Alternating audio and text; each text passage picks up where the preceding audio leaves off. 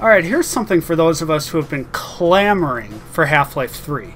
Apparently on July 9th, a man named Christopher James Butler started a Kickstarter campaign to develop Half-Life 3, in which he wanted £1,500, which equates to a little over $2,500, to keep his small team of 6, including himself, paid during the project's duration, which was stated to be finished by April of 2015.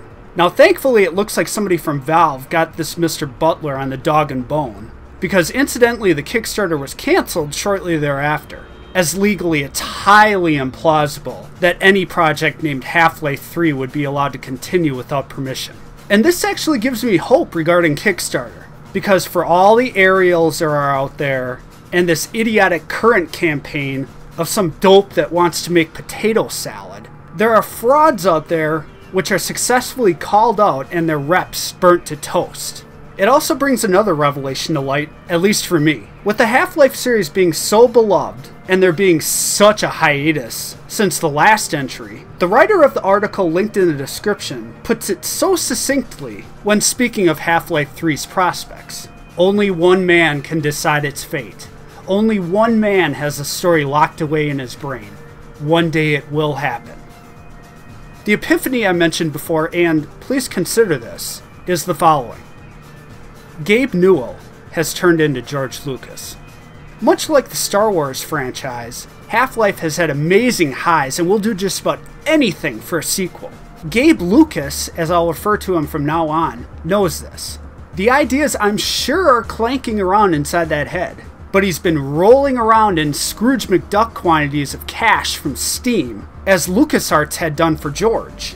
That and the fact that their appearances are seemingly beginning to coalesce. But that aside, the future of Half-Life can now go in a number of directions, none of which involve Kickstarter. Firstly, Gabe Lucas can wake up from his gold-huffing bender and put out a sloppy, rushed Half-Life 3, which will appeal to the masses, a la episodes 1 through 3 in Star Wars, and basically scale for shit from the consoles up to the PC. After this long of waiting, this scenario I would not recommend. Secondly, he could throw his hands in the air and sell the groundbreaking franchise to Disney, who will then sell a licensing to outside developers, all the while we're treated to Gordon and his crowbar staring at us from kids' backpacks next to Austin and Allie and Jake and the Neverland Pirates. This scenario, much like the former, would suck. Lastly, and this is genuinely what I hope happens, in the next year or so, Gabe will fully digest the fact that, hey, we're getting to the point where nobody hardly gives a shit that we didn't release any Half-Life 3 tease at E3. The public's interest is starting to tip the other way.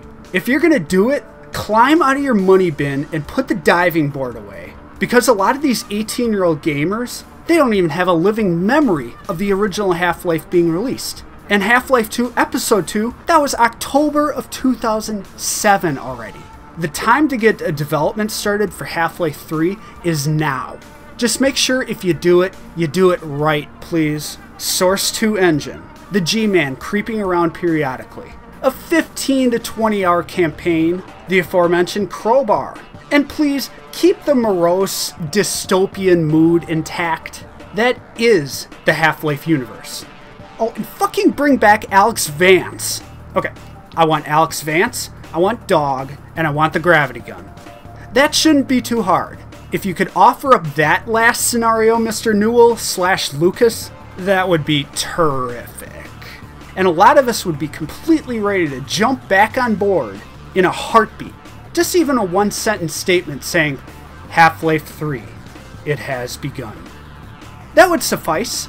Okay, but don't make people resort to silly things like a Kickstarter campaign because we're so fucking desperate for another game that it's the equivalent of taking your sister to the prom. We shouldn't have to do that. Okay, Steam is still going to function perfectly in the meantime, but the danger, and I'm hoping they're starting to realize this over at Valve, is like I said, in waiting too long, where there's a new crop of gamers coming up who have no fucking idea what Half-Life is, aside from some cheap game they'll see every now and then on Steam sales, or that came with Team Fortress 2 and Portal in the orange box. And eventually, and I hate to get this way, but eventually, even after you release a tease, nobody will give a shit.